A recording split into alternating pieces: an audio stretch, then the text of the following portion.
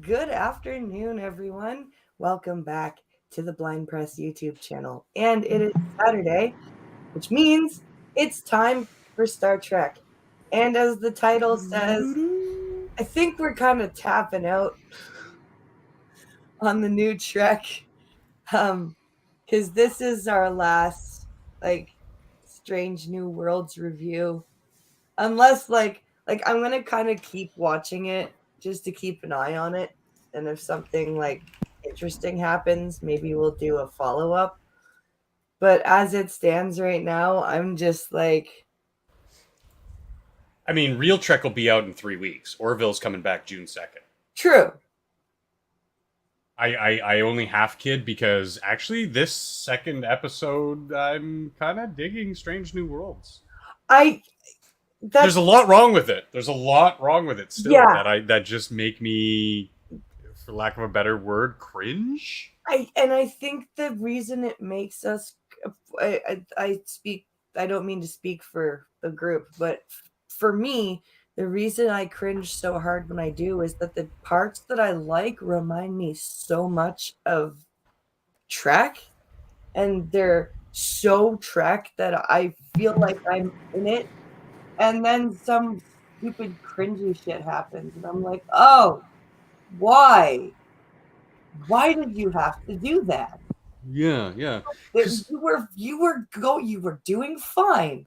Why did you have to do that?" It's if just if I can posit an example, for me at least, where that happened was okay. So they're on the comet. They're interacting with the alien computer, for lack of a better word. Mhm. Um, and they're figuring it out. They're developing. They're using science. Finally, thank you. Let's use science, mathematics, music. Let's give a little bit of education to the crowd while also remaining We give Cadet Uhura time to develop as a character. as Yeah, a I think it was character. a little too much in It this it episode, was. I would have preferred a but little bit less, but it's a little bit more old style character yes, development yes. and character interaction.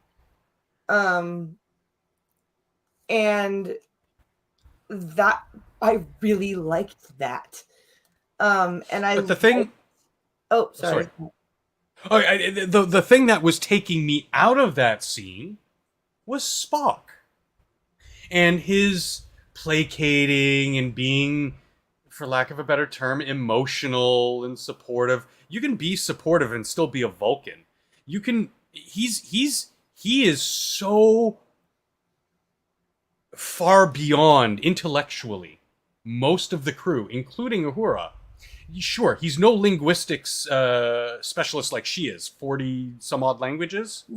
33. 37 as of this 37. episode. Yeah, sure, she mentioned it. I didn't remember the exact number, but like that's impressive, and that is something that is beyond Spock's repertoire. Spock But may for not be Spock to linguistic, but after, mathematically he's on par with her, or ahead of her for well, sure. mathematically he's super genius. I Yeah, mean, he calculated. Remember, we went over this in Picard. They needed. That's why they needed the Borg Queen, yeah, because they didn't have a Spock they to didn't have calculate Spock. the Yeah. the immense calculations, quantum calculations it would take to. Anyway, but my point is, he's standing there and she's doing all the music stuff, and then she cues into him. Oh, can you hum with me? And Yeah, it's like, really?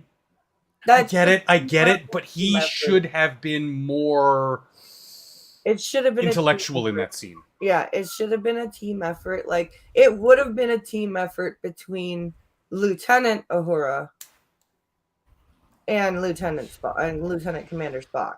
Like Yeah, or Nimoy even and Nimoy and Nichelle Nichols would have definitely been more like bouncing ideas off of each other. yes, because you've Um, got the linguist and you've got the super mathematical yeah, genius. It's the same thing you got when you had an interaction between Geordi and Data when they're trying to figure a problem.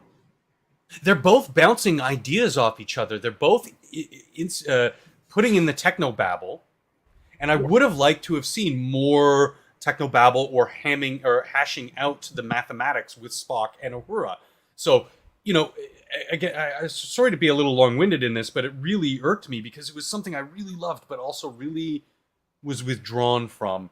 In that, like, if they just spoke a little bit more about the mathematics, Yeah. and then she bounced enough idea. Well, if we use this metric, this meter, it seems to get an even better reaction, more fluid. Like if they're using 4/4 time or whatever for people like me who aren't very musically inclined, I know that there's different meters and different, that you can include with that. And I really would have liked to have seen a little bit of talking about that. Hey Skep, did you go, oh, it's a G major chord when they started? Were you with me when they started doing that? I was like, oh, G major. Yeah, exactly. Yep. It's good because I was wondering about that. Yeah, that's G major. That was a G major. That is because my piano teacher used to make me every week. She would assign me a different scale in either major or minor, and I would have to do the scale, the triad, and then when I got older, it turned into the scale, the triad, the arpeggio, the dominant seventh, like all of that scale work. Oh, sorry. It's all good. Somebody's dying. So I recognized as soon as she started, I'm like, oh, G major chord. But then the scene comes back onto its phrasing. It comes back around to itself in that he does explain, okay, well, if you have this and then you double it, then you get a higher pitch and then blah, blah, blah. And I really loved that. Brought the scene back together, back to sort of where I wanted it to be. I just, there's that this overarching theme that the men can't do anything. I'm really starting to feel that. And fucking hell. Yeah, I'm really, really starting to feel that. And I'm gonna go to something that bothered me before I go back to something I liked. What really bothered me was how Pike carried himself on the bridge when speaking to the shepherds. Like, he was so not projecting himself as a captain. Like, he was just like, can we like talk about this, man? Like mealy mouthed and weak, like a typical white man should be. But when the shepherds introduced themselves, he was just like, okay. And I'm like, really? Yeah, like, I got that too. That's all you've got? Okay. like Kirk or Picard or even the other two, the famous lady captain, they would have projected a sense of authority. Yes. They would have been in that situation. Fake it till you make it, baby. Yeah. With a new, apparently they're hyper advanced, but they took out their weapons in one shot. Advanced species that can threaten to destroy them in one shot, but all Ortega's needed to do was an Immelman. That's her big maneuver. Skep was an Immelman. Was an in-space Immelman. That drives me nuts. Why do you do an Immelman anyway in space? Unless you just want to reorient your spaceship. Right. Reorient the cockpit. And for those who don't know, it's basically, a backwards loop. You're pulling up until a backwards loop and then reorienting yourself to the deck, which they kind of did with a little bit of a spin at the end. And I mean that was her big maneuver. That was. But the reason that Immelman helps you is because it a lot of times it'll keep you from crashing into the Earth if you complete that loop. Yeah. And there is no Earth we're worried about crashing into here in space. Right. The thing that you're just having fun. You're just you're just futzing around. And she's not even it's not even that fancy. Like, if you compare it to the flying that we've seen out of like Riker or Paris or LaForge even. Like, even or Picard, like, or God, what was his name? But when in DS9, when Cisco's like, oh, to Smiley, he's like, Smiley, yes. evasion pattern Omega. Omega? Rocket! Just rock the ship back and forth, side to side, just while you're moving, do a little something, something. Yeah. Which, I don't think that any Star Trek has done it better. The notion of starship, which basically, Skep, is naval combat in space, was Star Trek 2. Star Trek 2. Agreed. Yeah. Fucking just brilliant. That could have been a submarine movie for, all intents and purposes. Like, was that a really submarine showed movie. maneuvering It really, is not... It really, truly was. Maneuvering is not something really... unless there's celestial bodies out there to maneuver around, there's really no reason with, the level of technology we see with target acquisition. Yeah. Maneuvers like that really don't really play a huge role. Again, when it comes to something like the Defiant, when they're rocking it, they're a very small target, so they're just trying to, again, I bring it back to the Immelman in space. There was no real need for it other than character development. Yeah. Fake character development.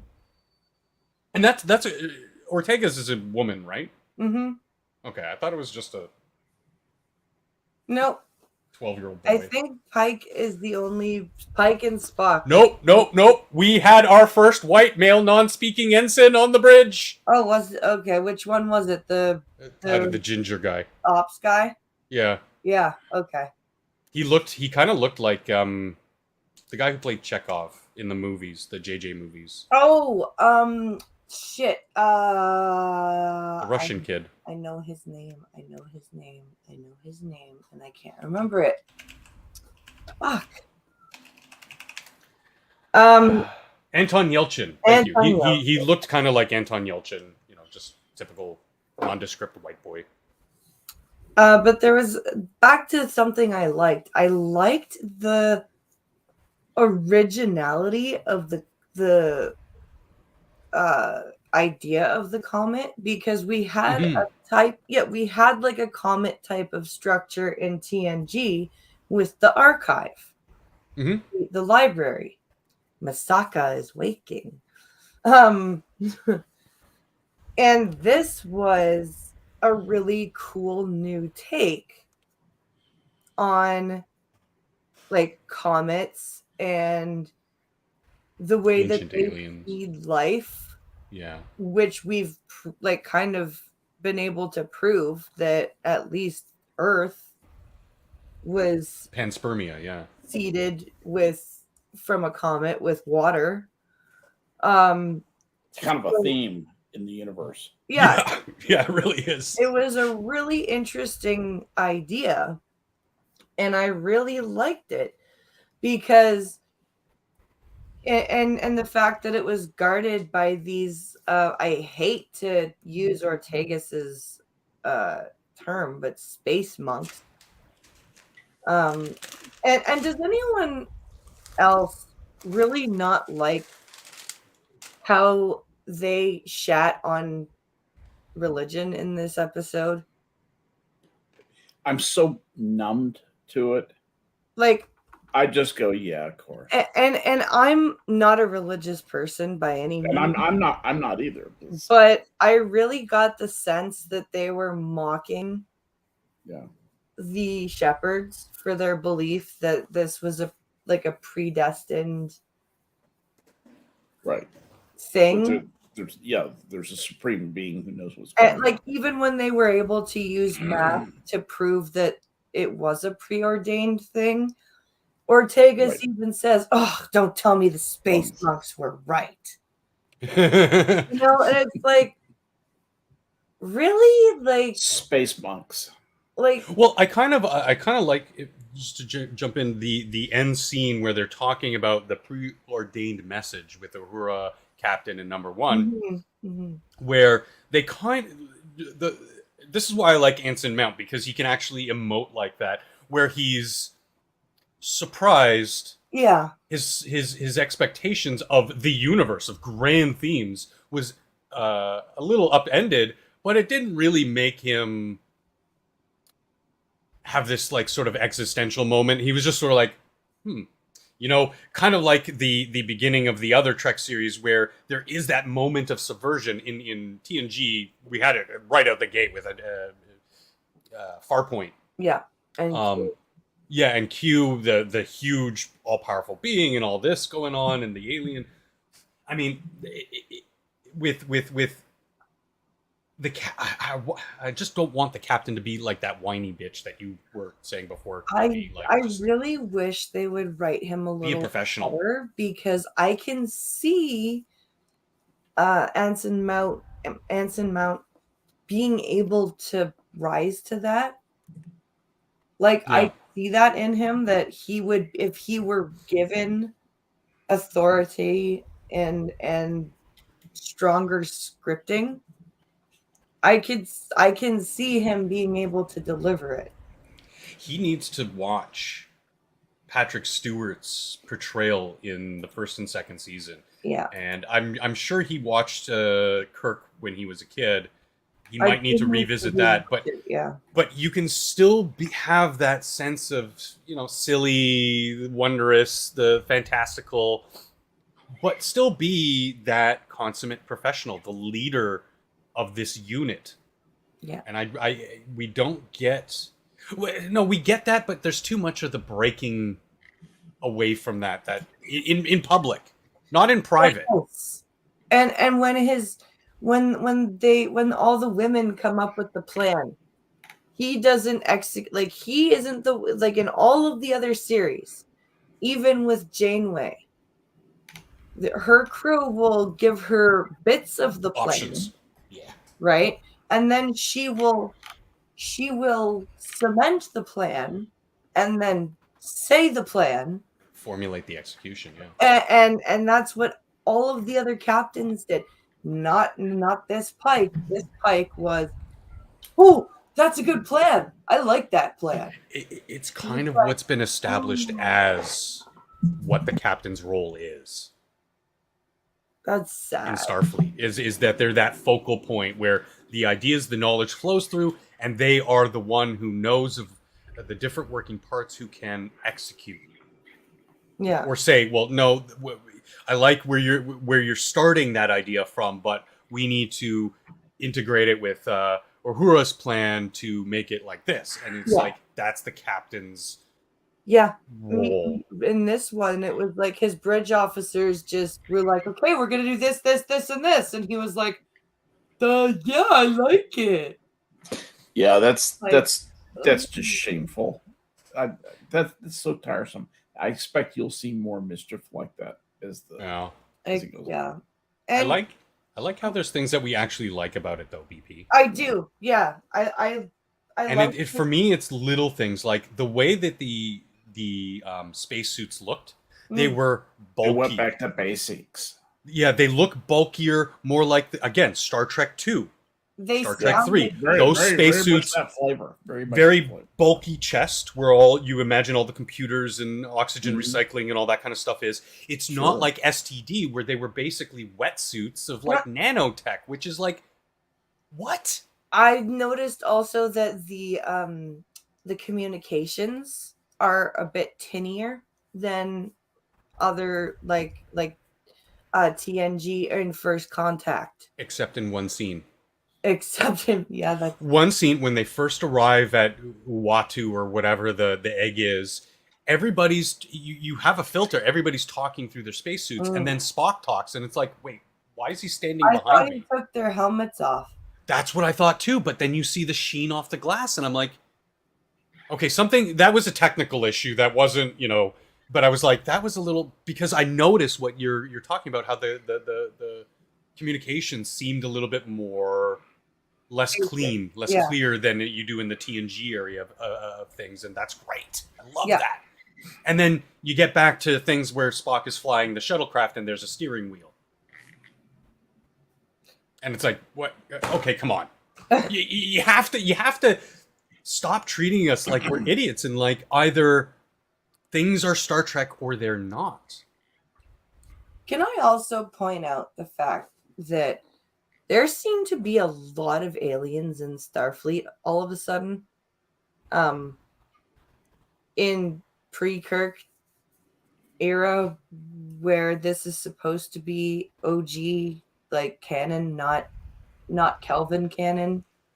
I mean, I think there were something like 80-something members of the Federation at that point. But we didn't really see many, like, Yeah. when we I think that's technical limitations of the time of the maybe producers, because the makeup. Like, I wish you could see the Anar guy, BP. His makeup, again, the animation of the little doohickeys on his head, the antenna, yeah.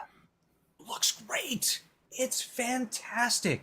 Like, if we had Klingons, like the technology and techniques we have to do the makeup now, the Klingons in TOS would have looked fantastic, instead of just different looking Romulans.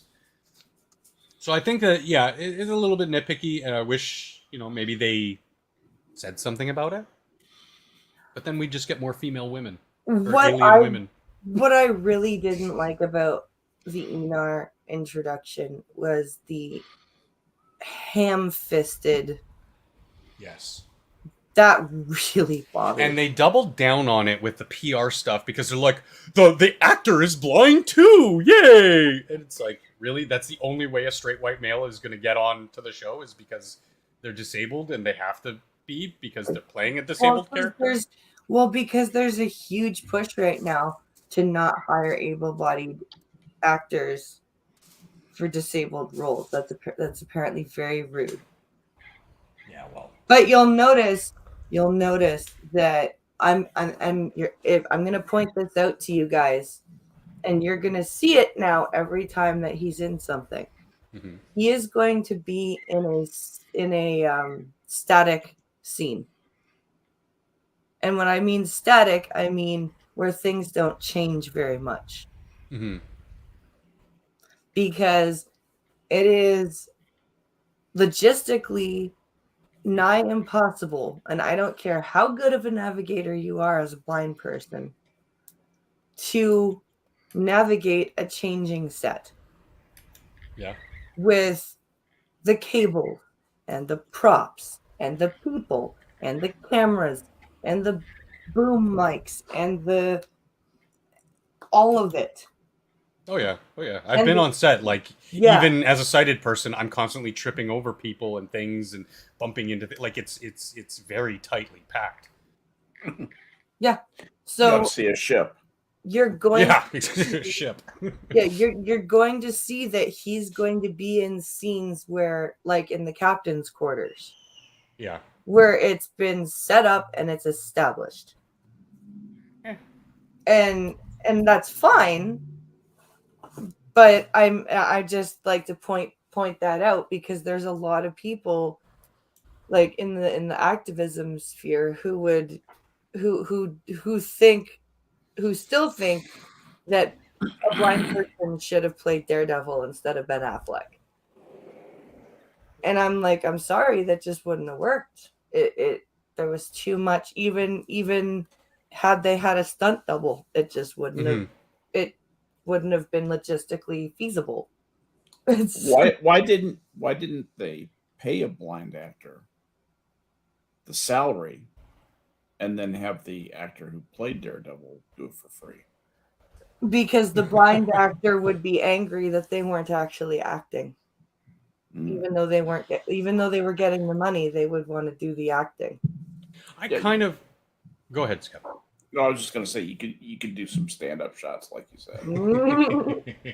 I kind of appreciated the scene, because they set it up, because I was wondering how this is going to play out. I heard about the Anar. Mm-hmm. We've seen in Enterprise a little bit of the Anar, like how they're going to in the story in the fantasy world, how they're going to navigate around. And he basically said he uses other people's minds to sort of like echolocate.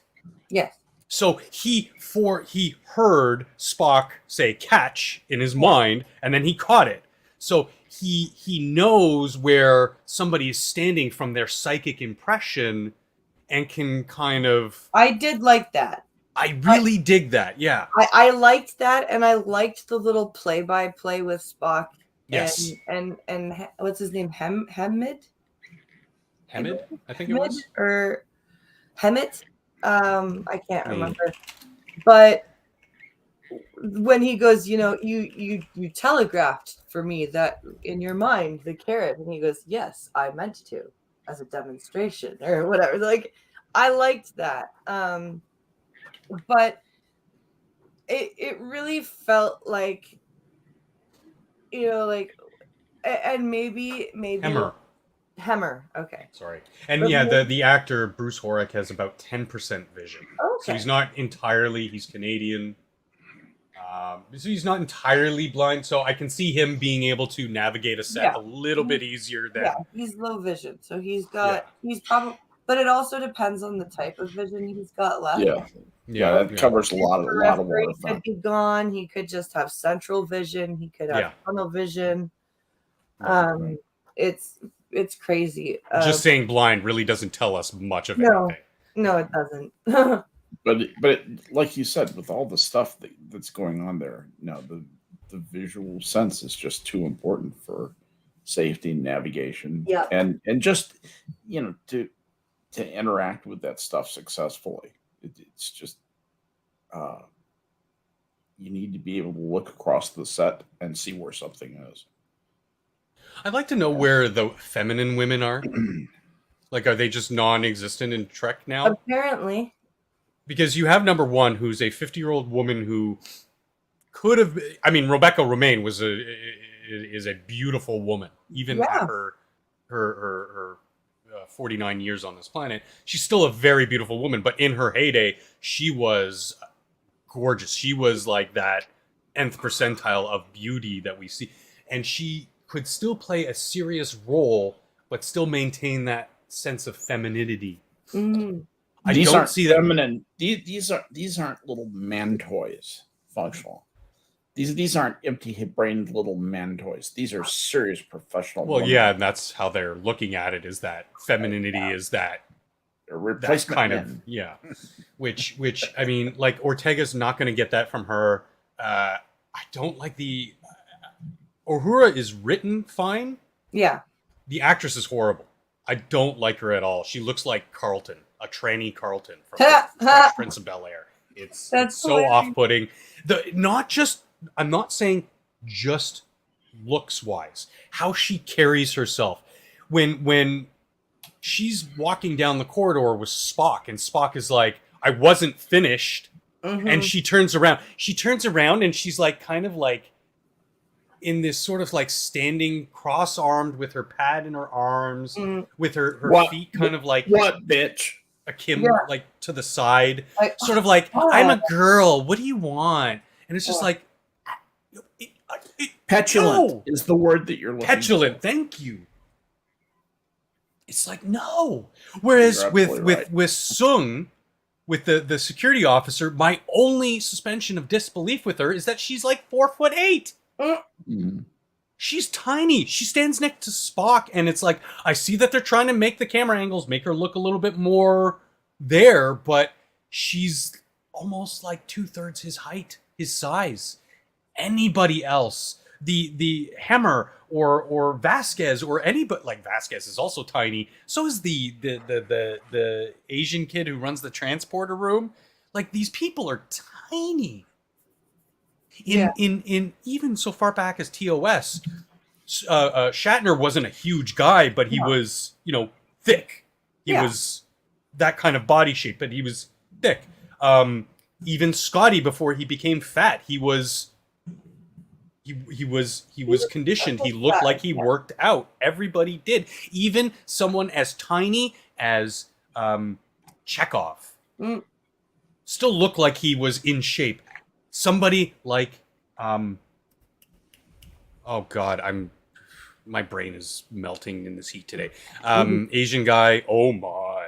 Oh, Sulu. Even Sulu. When there was that scene with the brain spores or whatever, and he strips off, and you're like, holy shit, this guy is jacked. Yeah. That's what I expect from the type of crew that would be fielding a starship. And that leads into, like, why is it all women when physical capability even in that far-flung future of 200 years in the future from us, is still going to be a necessity. Yeah. Even in TNG, the Doctor and Crusher and Troy, they weren't the most physical beings. They were slender, they were feminine women, but you still had scenes of them like, hey, they were doing yoga, or hey, they were taking Worf's Klingon class. Yeah, they were doing Klingon self-defense classes, for Christ's sakes. Now, who knows? Vasquez might, I keep calling her Vasquez. Ortega's. Yeah. She looks like Vasquez from Aliens. I can't not see it. Even her in a future episode, we might see her in a gym, and she might be like jacked under that shirt. Which great, But for now, it's still one of those kind of things that's kind of tingling in the back of my mind, like, what the hell's going on here? Even Jean-Luc, again, very well built. Even being 50 years old when he started the show, he was still very well in shape. Lord Famine says most of the crew on SNW look like underdeveloped teenagers. They sound like underdeveloped teenagers. They do. It's weird.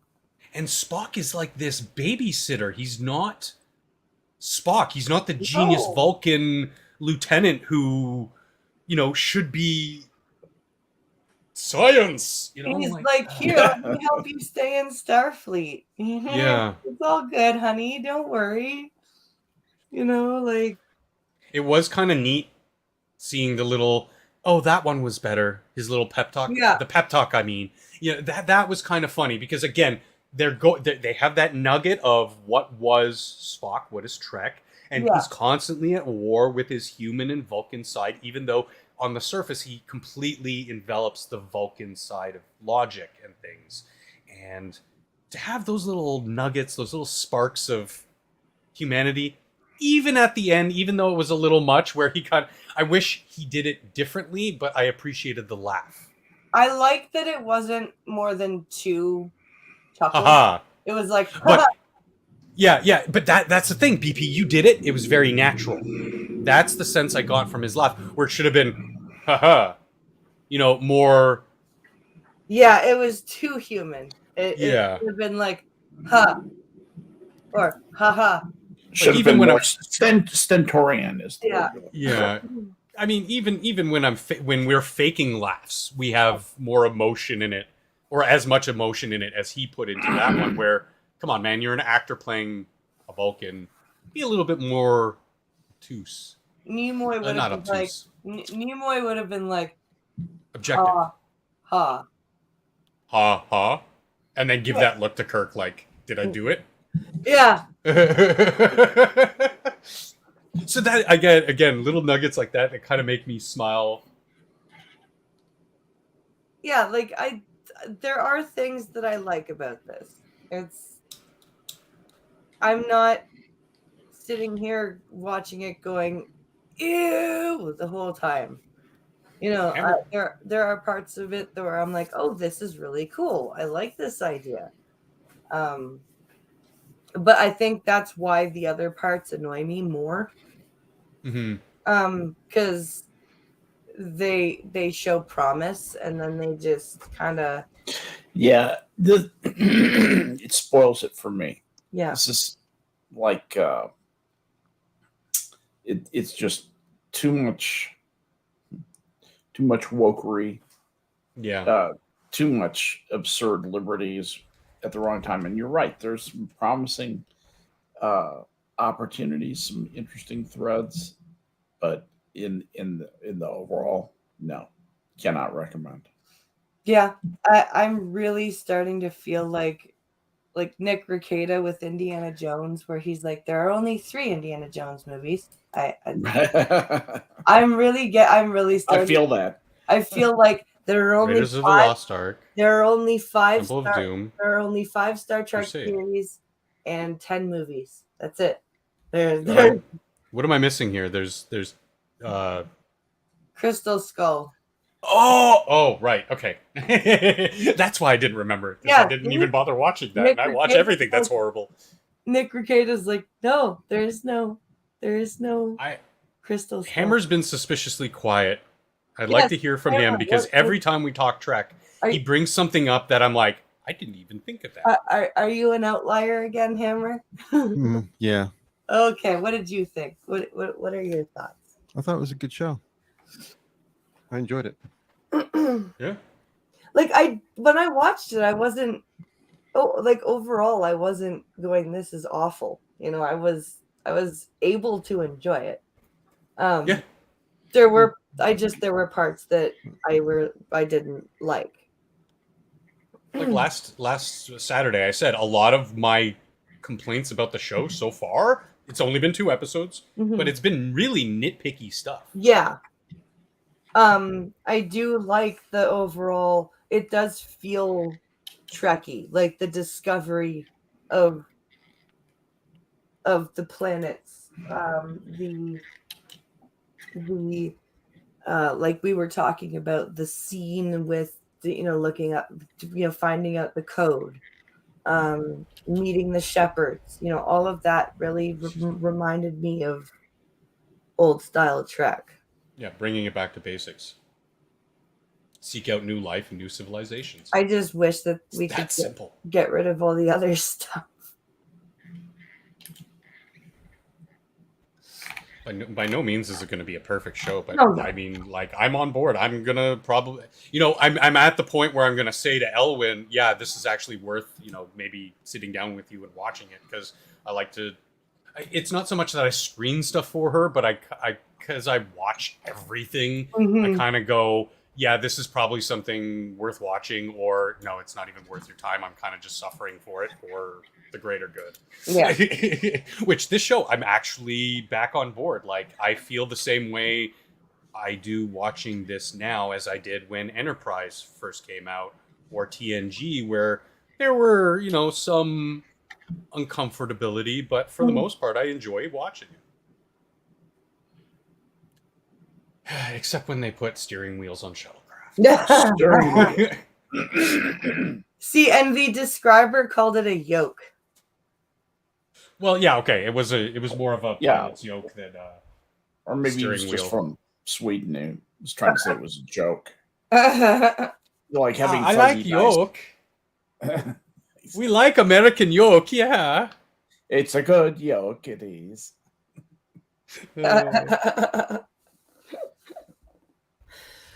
Oh my goodness. So, what topic do we think we want to cover next stream? I'm going to be at the cottage next Saturday. Okay. So, Let's submit ideas. okay. Don't you think? I mean, unless you wanted to just talk about it here for a second. Well, I what you're think thinking? we could shoot some, maybe because sometimes the audience has come up with Ideas. Sure, that's ideas great. as well. Great call.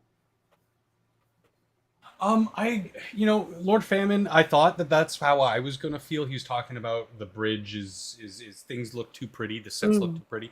But I actually disagree in that I think that it should look very sterile. It shouldn't look like a iPod ad or an iPhone ad like we did with JJ Trek and lens flares aplenty.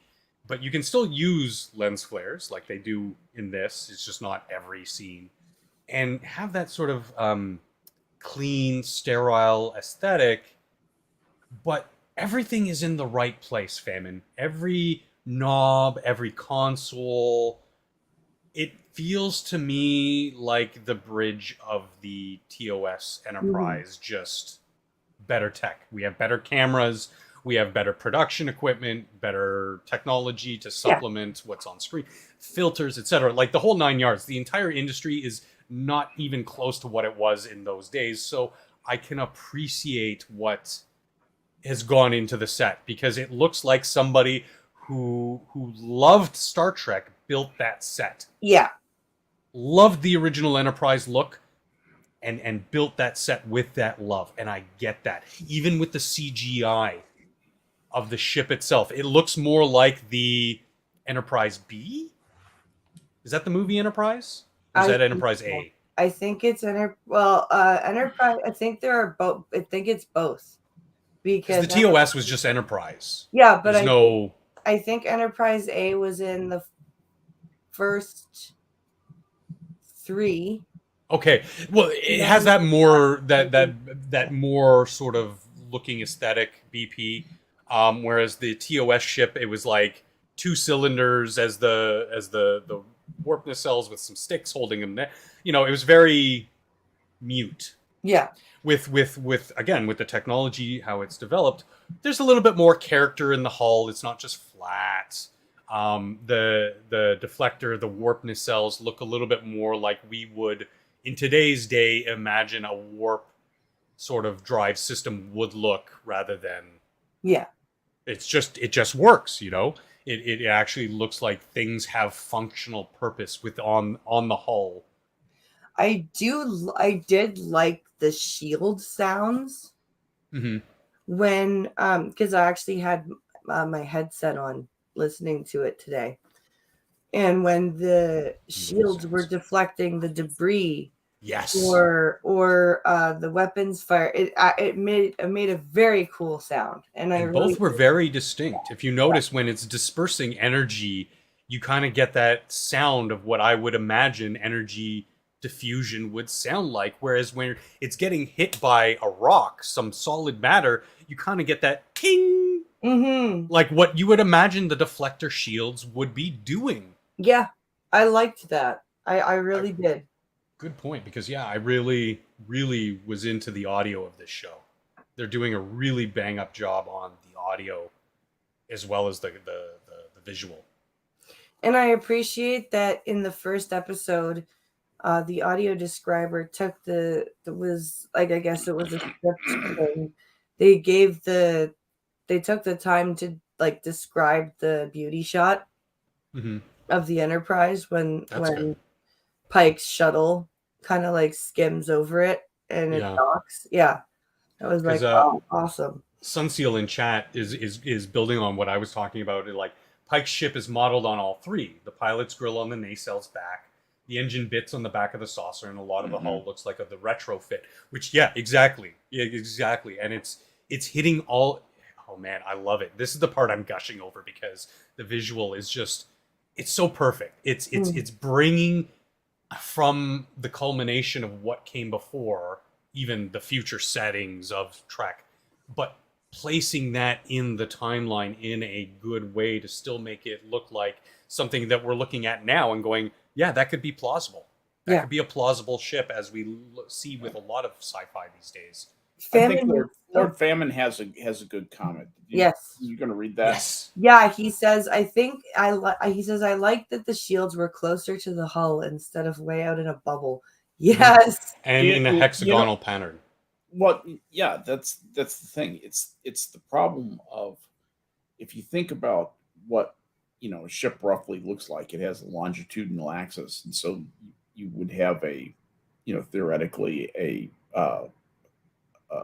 shield field that surrounded the ship. You want to make it as small as possible. The smaller it is, the less energy you have to expend on, right? Yes. And it doesn't matter if the space debris bounce off near your hull, 10 feet near your hull, but the increased surface area of that three-dimensional ellipsoid, goes from in to into the in power. Yeah. It because that really fast. That ovoid pattern, Skep, that's more how you imagine the warp field looks like, not the shields. Yeah. Because you have these emitters all over the ship, and it would only be projecting it, like, say, 10 meters away from the hull. Yeah. It makes sense. It makes logical sense, especially considering that, a piece of debris or something could fly right through between the neck and the nacelle pylons. You wouldn't need shields to deflect that. That would be a waste of energy.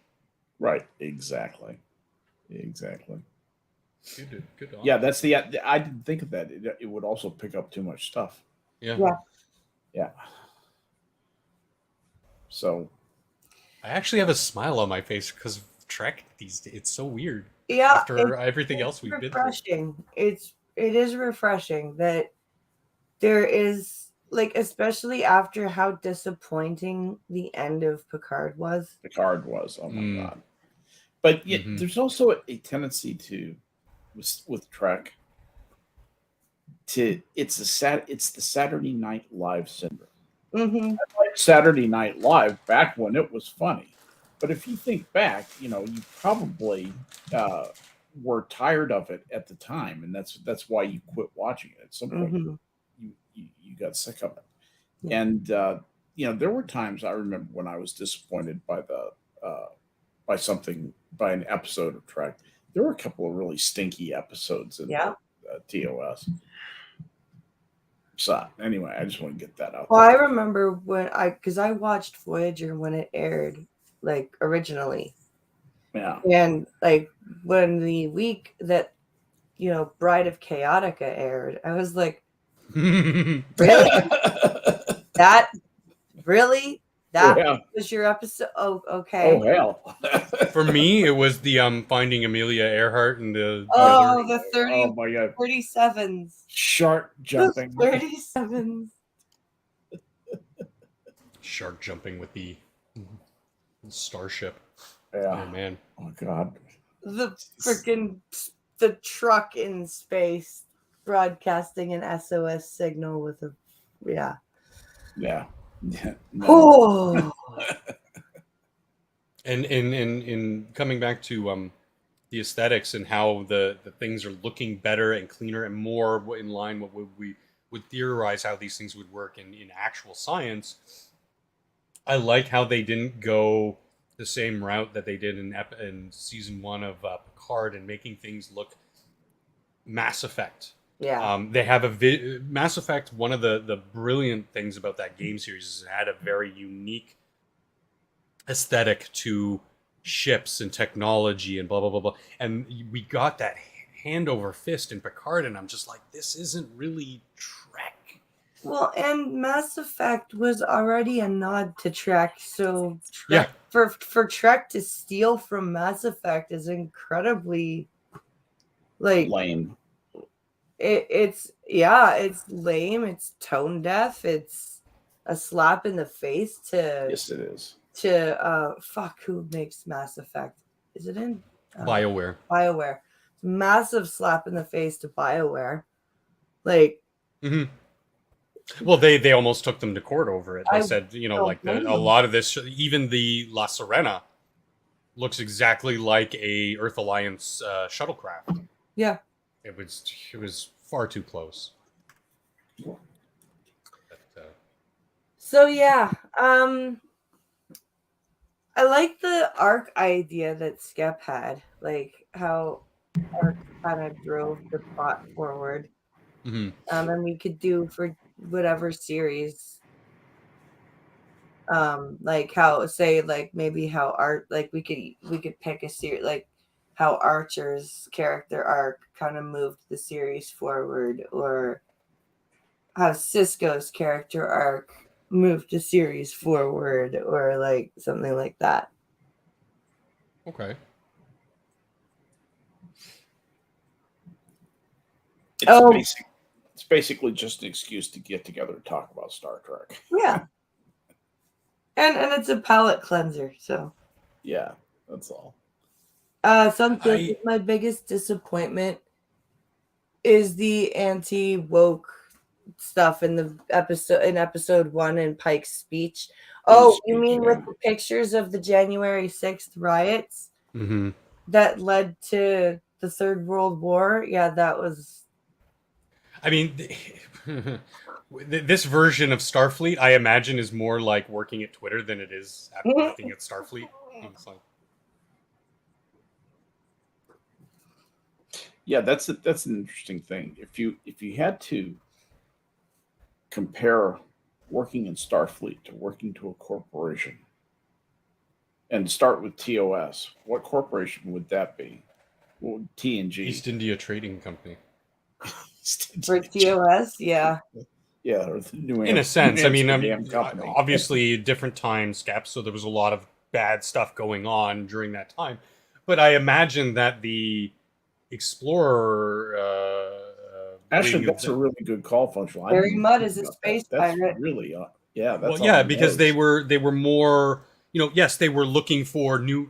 What they were looking for was different. They were looking for new resources, spices, land masses, things that they could take. Whereas within Trek, they're looking just to discover and to build relations, Yeah. which isn't too far apart. Because what was the unintended consequence of the East India Trading Company? They built relations between nations in a very primordial state of global geopolitics here. So I think, thank you for but I think it's really close. Whereas with something like let's take the Enterprise D, that's more working at a big multinational corporation. Yeah, it's like a big Um, firm. yeah, where you're living in the office building. Yeah, Because the D was basically a small a city in city. space, Yeah, right? So you have that sort of microcosm of humanity, well, of life, of humanoid life, where, yeah, in their off time, people would still go to the gym and have fun and play arcade games and shoot the shit and go to bars and have all this stuff. But when they're on the clock, they were very stringent with their corporate doctrine, yeah, the rules and regs of Starfleet, to the point where something slid, and then you had someone like, was it Jellicoe, who came in and be like, that's not regulation. yeah, That's not regulation. And he was a little bit more hard-assed about the dogma than, say, Picard was, who was more of the statesman than he was the military officer. He's still a military officer. Jellicoe was almost parody. Yeah. I mean, Yeah, they're using Parody and parity. making him extreme to make a point. Yeah, to show that, hey, Picard is actually pretty loose when you think about things. Up until then, you're kind of looking at Picard as this uptight statesman, never losing his cool. But then you get this parity of somebody who's just a real hard ass, and it's just like, wow, okay, now I get it. The Theory X versus Theory Y management is what management science calls that. And Theory X management is the guy, kick ass, it takes names, the beatings will continue until morale improves. That's the Theory X guy. The Theory Y guy is the guy who comes in and says, I'm just going to, everyone wants to be excellent, and I'm going to facilitate excellence. So that's the Theory Y guy. And Picard is definitely a Theory Y guy. Yeah. Okay. And Jellicoe is a parody of what a Theory X guy looks like. Yeah. And both management styles, have their moments. In fact, it's currently fashionable in graduate schools, business graduate schools, to call it Theory Z management. And it's the fusion of kick ass when you need to, but otherwise facilitate excellence kind of thing. Yeah. And that's kind of really what Picard is. You may think he's a softie, but he's not. He's capable of kicking ass when he needs to. Yeah, like I said at the beginning, when he needed to project that sense of authority, that air of, I don't want to say power, but maybe I'll just reuse authority. He managed to do it while not being a dick about it. Like when he's dressing Wesley down in the first duty. You're just like, I don't know how many times I've seen that episode, but I'm cowering, right? I'm not even in the I'm sitting there going, oh shit, right? Like it's just this, like, and the way Patrick Stewart delivers it too, it's just. Wow. And you see that replicated when Riker dresses down Ro. You see the lessons that Riker is learning from Picard's management Z style. Yeah. In supplementing his own style of kick ass and take names, kind of, he's the swashbuckling pirate kind of dude who's kind of being, being brought down to a little bit more humane level and being like, yes, but you can kick ass and take names. Number one, that's why we have you on the bridge. That's why you're my number one. That's why you got to where you are. But when managing an entire crew, you do sometimes have to not break, but bend, be a little bit more flexible, and letting people be excellent on themselves. All right. Well, I think we've talked it to a good end, and I think not next weekend, but the weekend after, we will come back and we can each pick like one or two of our favorite character arcs that pushed the plot forward in a good way, and it does, doesn't, we could pick whatever series we want from Enterprise to DS9. And yeah, I think that'll be a good palate cleanser. It is now shilling time. In 2 Yeah, weeks? 2 Because weeks. you're going to be... Okay, good. Because I wanted to do... I'm not going to give it all away, but I wanted to do a character that I know a lot of people have a problem with, that I actually appreciated their journey through the series. So a sort of case for this character is something I've wanted to do for a while now, but I just hadn't had the time or the impetus. So now that I have the impetus and we've got 2 weeks, I have no... 28th of May is awesome. When so it is now shilling time. So if you are around at 11:30 tonight, go by the Minions channel. You can find Skep and Functional there with the Harry channel, and you can also find Skep there on Tuesdays at 11:30, and Hammer on Wednesdays at 9 Eastern. And Pincolo and I are going to be on Twitch again tonight, actually trying a couple of missions with the Evil Dead game. We did the tutorial last night. So the Epic Games one? Oh, okay, good. Because I wanted to see that. So yeah, that's up. So now we're going to actually do some of the missions with Ash tonight. So this is one of the new Electric games? Yes. This is one of them Vidya games all the kids are talking about. Vidya. You got them cartridges, do ya? Yes. All them ones and zeros. This game actually came over them internet networky waves. Is that the internet.com? Mm-hmm. One also quick bit of shillage is occasionally I float around people's game streams and kind of, but I found an actual fun time home with Johnny Bonsacco, Becca Fairley, Undead Ramen, and One Low, and we've been having a great time just randomly gaming and having fun. So check out Johnny's channel as well. Cool. And Becca. Awesome. Good deal. Becca's great people. She is. They're so much fun to play games with. Yeah. Where we don't have to think about the news and the worries of the day, and just have a good time. And you really get to know people a lot better when you just hang out and have some fun. Yeah. It's the equivalent of going out to the bar. Going out to the bar and having a drink after work was. That's the modern day thing, because we'll sit there, we'll have a couple drinks. We used to do it in Meat Space. Meat Space. All right, guys. Well, thank you for watching, and I will see you guys later on Twitch and on Monday for the coffee stream. Bye, everyone. Bye, guys. Chill on True. Put the link to Johnny's stream